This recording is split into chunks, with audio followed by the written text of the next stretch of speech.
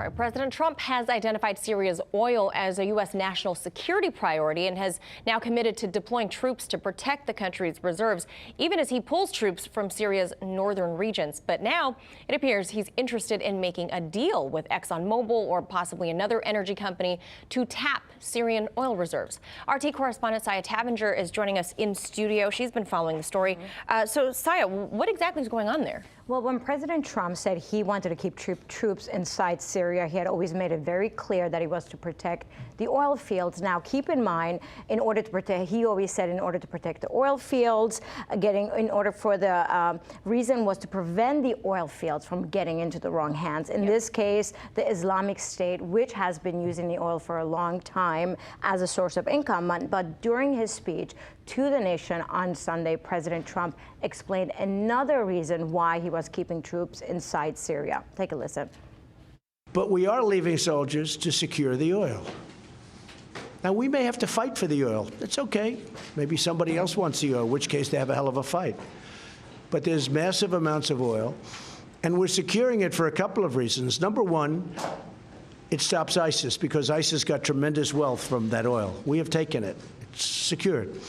Number two, and again, somebody else may claim it, but either we'll negotiate a deal with whoever's claiming it if we think it's fair, or we will militarily stop them very quickly. We have tremendous power in that part of the world.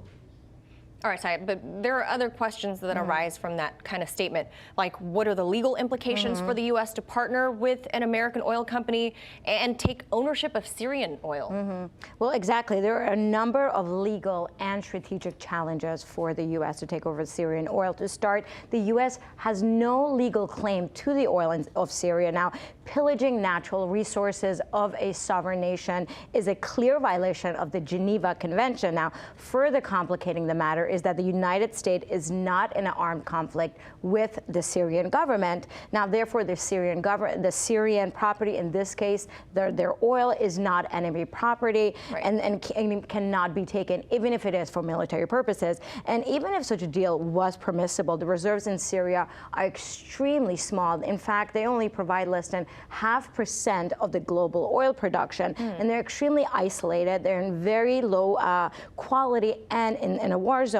So in other words, a very highly unlikely place for a U.S. company wanting to partner and to invest in. Now, oil companies, U.S. oil companies, often partner with developing nations with far more oil. But even if such a deal was possible, who does the U.S. even make the deal with?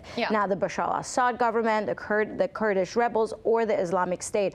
All of the three have laid claim to the Syrian land. So who does the U.S. even make that deal with?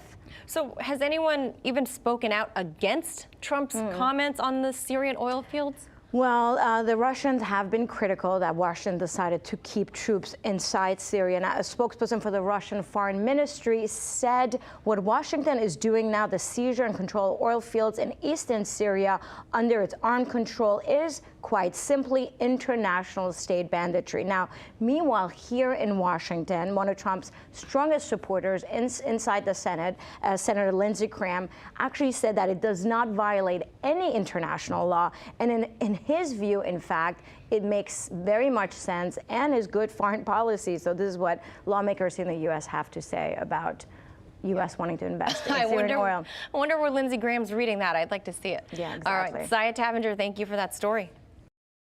Hey YouTube, thanks for checking out our channel. We hope you enjoyed the video. We have tons of content for you just like this. For more of RT America's one-of-a-kind news and analysis, be sure to subscribe and never stop questioning more.